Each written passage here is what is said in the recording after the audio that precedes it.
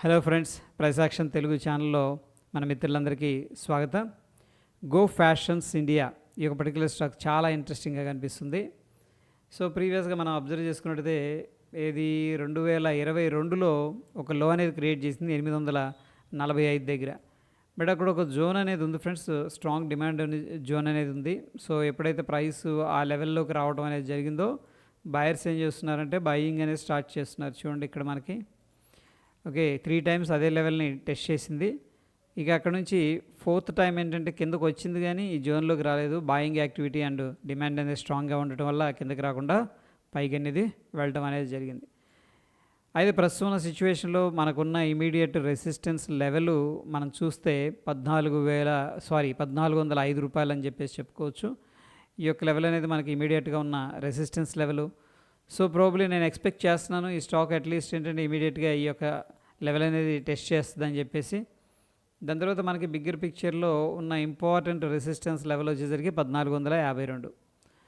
ఒకవేళ ఈ యొక్క పర్టికులర్ స్టాక్ అనేది అగైన్ ఈ లెవెల్ అనేది బ్రేక్అవుట్ చేసింది అనుకోండి 1450 అనేది మనం ఒక బిగ్ టార్గెట్ అనేది ప్రొజెక్ట్ చేసుకోవచ్చు.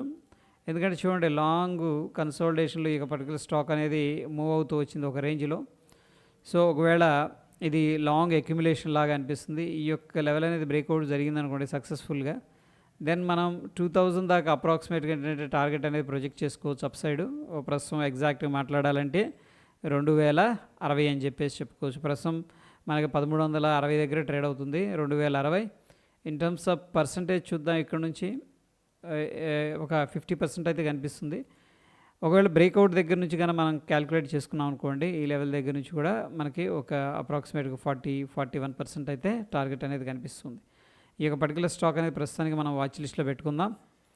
బట్ ఫ్రెండ్స్ ఒకసారి ఫండమెంటల్గా మనం చూసుకున్నట్టయితే దీంట్లో కొద్దిగా కన్సర్న్ విషయానికి వస్తే ప్రైస్ టు ఎర్నింగ్ రేషియో అనేది కొంచెం ఎక్కువగా ఉంది. 86 టైమ్స్ ట్రేడ్ అవుతుంది. సో ₹1 ప్రాఫిట్ అనేది జనరేట్ చేస్తూ ఉంటే ఇన్వెస్టరు 86 రూపాయలు పెట్టి దీన్ని ఏంటంటే స్టాక్ని బై చేస్తున్నారు. అఫ్కోర్స్ ఏంటంటే స్టాక్ మార్కెట్లో సహజమే, బట్ జనరల్గా ఏంటంటే మనం బెంచ్ మార్క్ ఒక 60 పైన ట్రేడ్ అవుతుంది కాబట్టి కొద్దిగా కన్సర్న్ ఉంది ఈ యొక్క పర్టికులర్ స్టాక్లో. ఇక క్వార్టర్లీ రిజల్ట్స్ అనేది మనం అబ్జర్వ్ చేసుకున్నట్టయితే నెట్ ప్రాఫిట్ అనేది చూసుకున్నట్టయితే చూడండి ఇది కొంచెం సీజనల్ బిజినెస్. ఎందుకంటే ఫ్యాషన్స్ అంటే ఫెస్టివల్స్ ఉన్నప్పుడు ఎక్కువగా సేల్స్ అనేది జరుగుతూ ఉంటాయి, లేనప్పుడు ఏంటంటే కొద్దిగా అంత పెద్ద బిజినెస్ అనేది జరగదు. ఇక నెట్ ప్రాఫిట్ అనేది మనం చూసుకున్నట్టయితే అక్కడక్కడ అప్ అండ్ డౌన్ అవుతున్నప్పటికీ ఓవరాల్గా హెల్దీగా మెయింటైన్ చేస్తూ వస్తున్నారు. రీసెంట్ క్వార్టర్ మనం చూసుకున్నట్టయితే 29 crores అనేది వీళ్ళు ఇవ్వడం అనేది జరిగింది.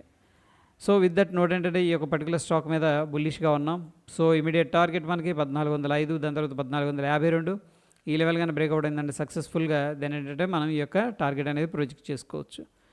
So that is all about ఈ యొక్క గో ఫ్యాషన్స్ ఇండియా గురించి ఫ్రెండ్స్. ఈ యొక్క స్టాక్ పేరైతే నేను ఒకసారి కింద కామెంట్ రూపంలో పెడతాను, లేదు అంటే కూడా ఒకసారి ఏం చేస్తానంటే ఇక్కడే టైప్ చేస్తాను. గో కలర్స్ దీని పేరు, దీన్ని కొంచెం ఏదన్నా ఇంక్రీజ్ చేద్దామా? రైట్, ఇది గో కలర్స్ అనమాట ఈ యొక్క పర్టికులర్ స్టాక్ అనేది. దట్ ఈజ్ ఆల్ అబౌట్ ఈ యొక్క వీడియో ఫ్రెండ్స్. మరొక ఇంట్రెస్టింగ్ ఎపిసోడ్తో మళ్ళీ కలుసుకుందాం. Stay tune. ధన్యవాదాలు.